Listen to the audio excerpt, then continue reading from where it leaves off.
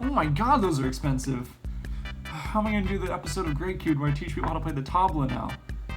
Hang on. I have a pair of these in my closet. That's free. These ought to do the trick. Now all that's left is a little bit of meditation to prepare myself, and we'll be good to go.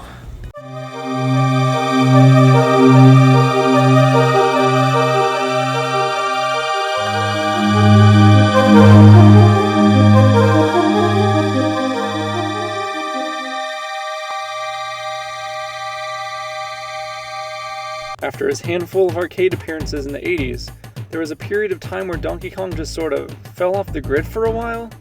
Nintendo didn't seem too sure of what to do with him, other than sticking him in Super Mario Kart games.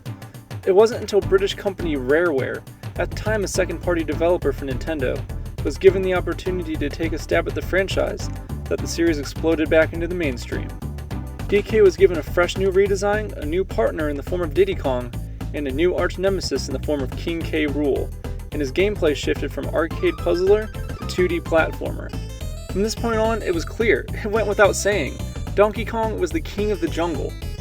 Rareware continued to knock it out of the ballpark in the years to come, with Donkey Kong Country 2 and 3, and later Donkey Kong 64. And also there was that weird TV show, but No! I can't believe what I see. Everything's upside down and it makes no sense to me. In my current state, I can't change that fate. If you send me back, I swear I'll set things straight. Yeah, more on that another time. Sadly, before we could ever get our hands on a GameCube Donkey Kong title, Rareware was purchased by Microsoft in 2002, and all Nintendo-based projects were scrapped.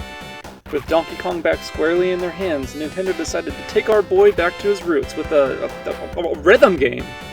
Enter the DK Bongos, a state-of-the-art piece of equipment sent down by God himself, for those who he deemed worthy to rest his hands upon thy holy instrument. Nah, I'm just kidding. You just beat the shit out of these things and annoy your roommates. It's exactly what it sounds like. Of course, you already know we aren't talking about Donkey Konga. Nintendo actually put out an original 2D platformer that uses these bad boys as the controller. Ladies and gentlemen, I present to you Donkey Kong Jungle Beat. Let's pop this baby in and see what we can do. It's not in here, is it? It's not in here!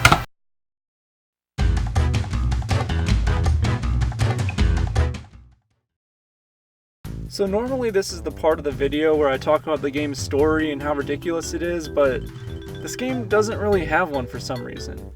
I mean, there technically is one in the instruction manual, but the game doesn't have any cutscenes or anything. Basically, for all you lore wizards out there who are absolutely begging me to tell you what the plot is, Donkey Kong wants to be the king of the jungle, so he just beats the shit out of other gorillas? Alright, I guess. It was a different time, okay? Before, well, you know.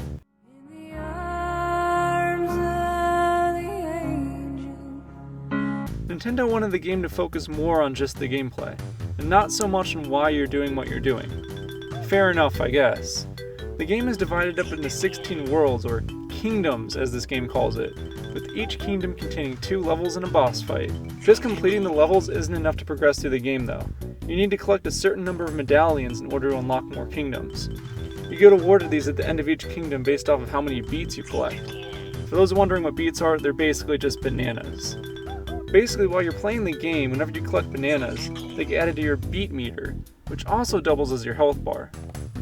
Hang on, that gives me an idea.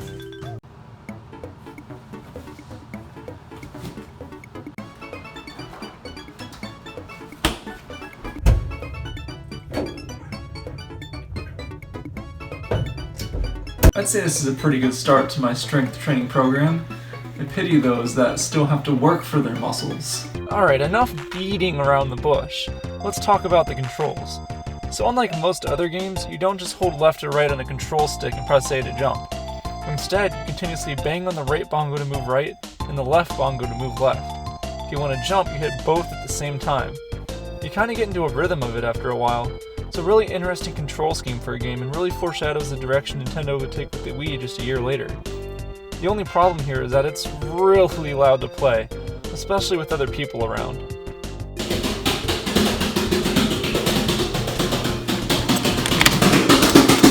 jeez, privacy! Now, to be fair, you can tap the bongos pretty quietly if you want, but the one thing you can't avoid are the claps. You see, the bongo has a built-in speaker that can register clapping, but you have to be able to clap loud enough for it to register. The clap activates Donkey Kong's attack, which can be used to pummel enemies and to activate these weird arrow bushes. It also allows you to pick up bananas that are nearby. The loudness of the controls are at its worst during the boss fights. For some reason, the same 4 boss fights are recycled over and over again throughout the game, with hardly any differences to make them unique. They're super simple most of the time. All you gotta do is just look for a simple attack pattern and use your slaps and claps to attack. The only ones I can't figure out are these punch-out style gorilla bosses, which I almost always lose a lot of beats to. As long as you rack up a bunch of beats to the previous 2 levels though, you should be pretty good to go. One thing that bugs me about this game is that it feels like Nintendo tried to scrub away any of the contributions Rareware brought along to the franchise. There's no Kremlings, no K. Rool, no traditional animal buddies, no barrels, no other Kongs. Even Diddy Kong is mysteriously absent from this game. But hey, at least we got Dread Kong. Yay! Please end my suffering. I get Nintendo were probably trying to distance themselves from Rare and establish Donkey Kong as their own thing, but weird demonic apes and flower chickens, it's not the way to go. To this day, we haven't seen the Kremling crew in the big title outside of Smash Bros. I mean, there was Mario's Super Sluggers, but yeah, the less we speak of that, the better. So yeah, that's Donkey Kong Jungle Beat. Weird little game with weird little controllers. It was certainly a fun experiment, but I'm glad that Nintendo went back to a more traditional Donkey Kong game a few years later on the Wii. Now, if you excuse me, I got some business to take care of.